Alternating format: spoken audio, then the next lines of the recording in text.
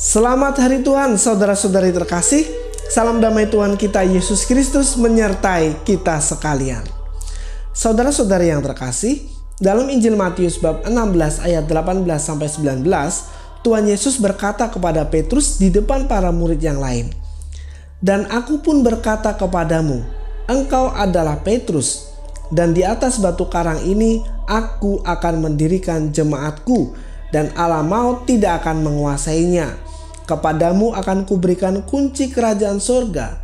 Apa yang kau ikat di dunia ini akan terikat di sorga, dan apa yang kau lepaskan di dunia ini akan terlepas di sorga." Dengan mengatakan demikian, Tuhan Yesus memberikan sebuah kekhususan kepada Petrus, bukan untuk membuatnya menjadi sombong, namun justru untuk bertanggung jawab melanjutkan karya keselamatan di dunia. Ketika itu, tidak ada satupun di antara para rasul yang protes dan menyangkal kekhususan yang diberikan Tuhan Yesus kepada Petrus. Semuanya mengakui, menerima, dan sangat menghormati tugas kepemimpinan yang diemban oleh Petrus. Dan sepanjang sejarah Alkitabiah dan tradisi suci, tidak pernah ada indikasi bahwa Petrus berubah menjadi sombong dan semena-mena terhadap yang lain, mentang-mentang punya tugas istimewa. Tidak pernah ada indikasi seperti itu. Kita lihat, Tuhan Yesus tidak mendirikan agama, tetapi mendirikan gerejanya, yaitu orang-orang yang percaya kepadanya. Mereka dijadikan satu kawanan dengan satu gembala. Tuhan Yesuslah sang gembala itu, dan Dia telah melimpahkan kegembalaannya itu kepada wakilnya di dunia ini, yaitu Petrus. Sehingga semua yang percaya kepadanya diikat dan disatukan dengan Petrus, sang pemegang kunci surga. Inilah jemaat yang dikehendaki oleh Tuhan Yesus. Dan Tuhan Yesus sendiri pun mengatakan alam maut tidak akan menguasainya.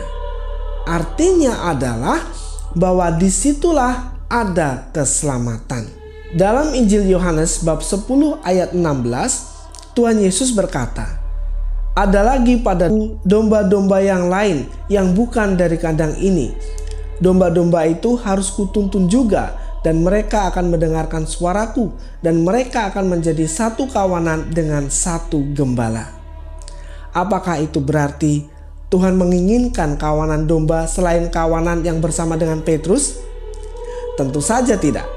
Sangat amat jelas di sana dikatakan, mereka akan mendengarkan suaraku, dan mereka akan menjadi satu kawanan dengan satu gembala.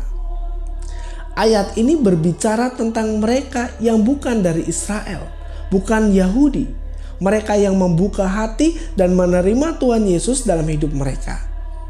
Mereka juga disatukan dalam satu kawanan bersama Petrus yang adalah gembalanya. Jadi ingat saudara-saudariku, satu kawanan dan satu gembala. Tugas yang diemban oleh Petrus ini kemudian diteruskan oleh para penerusnya, yaitu para paus, melalui apa yang disebut sebagai suksesi apostolik untuk memimpin kawanan yang satu yang dikenal sebagai gereja Katolik. Inilah yang dikehendaki oleh Tuhan. Seperti perkataan Tuhan Yesus, mereka akan mendengar suaraku, dan mereka akan menjadi satu kawanan dengan satu gembala. Mereka yang tidak mendengarkan suara Tuhan Yesus tentu saja tidak akan masuk ke dalam kawanan ini, meskipun mereka memanggil-manggil nama Tuhan Yesus.